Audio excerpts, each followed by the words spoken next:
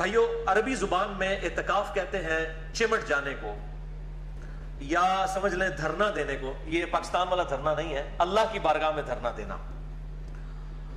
اور شرعی اصطلاح میں اللہ تعالیٰ کی رضا کی خاطر رمضان مبارک کے آخری 10 دن میں مسجد کے اندر چمٹ جانا، اللہ کے حضور اس سے مغفرت کے طلب کے لیے اور اس کی بخشش کی امید پر بیٹھ جانا اور اپنے دنیاوی معاملات کو چھوڑ دینا، یہ سنت اعتکاف کہلاتا ہے.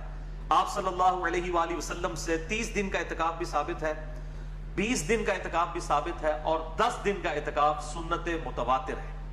یعنی وہ کنٹینیو سنت ہے جو آپ صلی اللہ علیہ وآلہ وسلم نے کبھی پوری زندگی نہیں چھوڑی. ہمیشہ کم از کم 10 دن کا اعتکاف آپ صلی اللہ علیہ وآلہ وسلم نے رمضان مبارک کے آخری عشرے میں ضرور بالضرور کیا ہے. الحمدللہ. اعتکاف کا جو واحد مقصد ہے وہ شب قدر کی تلاش ہے. اور شب قدر کی تلاش سے مراد کیا ہے؟ یہ نہیں ہے کہ رات کے وقت کوئی عجیب و غریب چیزیں نظر آئیں گی. میں اس حوالے سے بڑا ڈیٹیل لیکچر ریکارڈ کروا چکا ہوں، مسئلہ نمبر نیو 44 کے عنوان سے اہل سنت پاک.com پر شب برات اور شب قدر سے متعلق صحیح فقہی احکام و مسائل. جسے شوق ہو تو وہ دیکھ سکتا ہے. آج میں اس ٹاپک کو سکپ کروں گا. بھائیو، سورۃ البقرہ کی آیت نمبر 125 میں اللہ تعالیٰ نے اپنے 2 محبوب پیغمبروں سیدنا ابراہیم علی نبینا وعلیہ الصلوۃ والسلام اور سیدنا اسماعیل علی نبینا وعلیہ الصلوۃ والسلام کو صراحتاً حکم فرمایا. اعوذ باللہ من الشیطان الرجیم، بسم اللہ الرحمن الرحیم.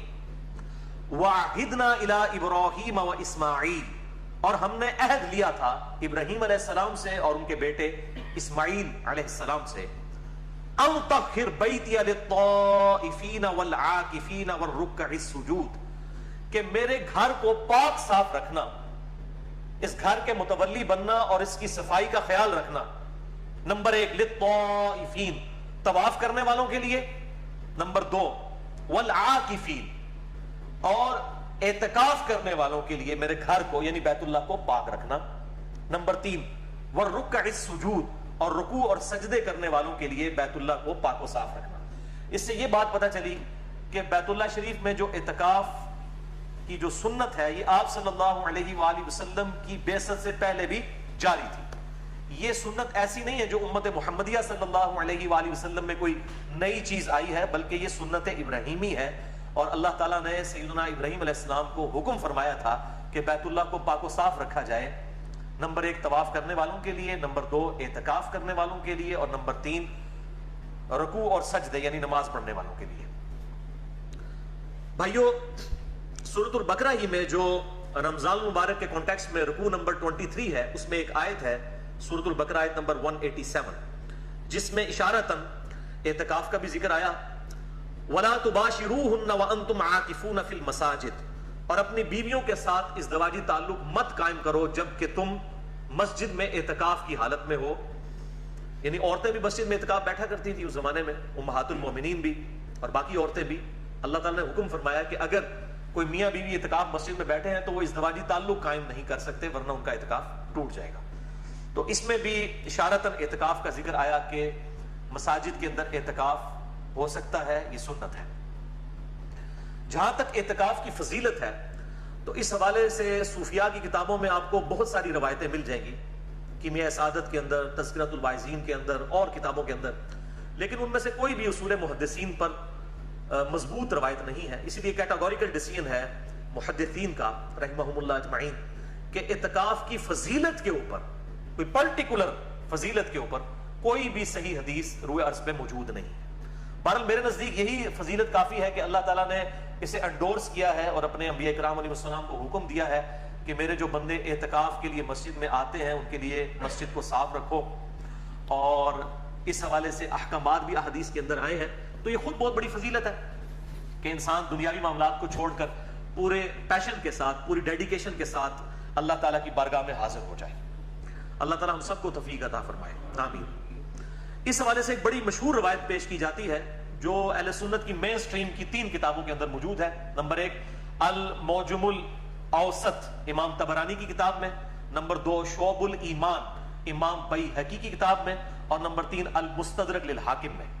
ان تینوں کے اندر یہ روایت موجود ہے، لیکن یہ روایت مردود ہے۔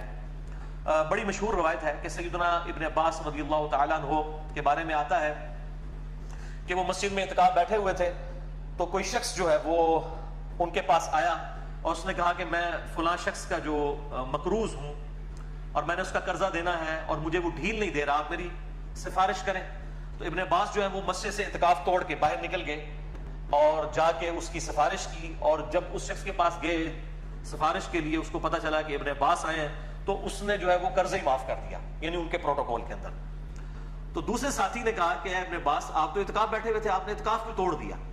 تو ابن عباس نے فرمایا کہ میں نے اعتکاف اس لیے توڑا کہ کسی مسلمان بھائی کے لیے اس کی مصیبت اور پریشانی کے لیے دوڑ دھوپ کرنا یہ اللہ تعالیٰ کے حضور 20 سال کے اعتکاف سے بہتر ہے۔ اور پھر ساتھ ہی ارشاد فرمایا ابن عباس نے کہ جو شخص ایک دن کا اعتکاف کرے اللہ کے حضور، تو میں نے نبی صلی اللہ علیہ وآلہ وسلم سے یہ بات سنی کہ اللہ تعالیٰ اس کے چہرے اور دوزخ کے درمیان 3 بڑی بڑی خندقیں حائل کر دیتا ہے، جن کی چوڑائی جو ہے زمین و آسمان کے فاصلے کے برابر ہے۔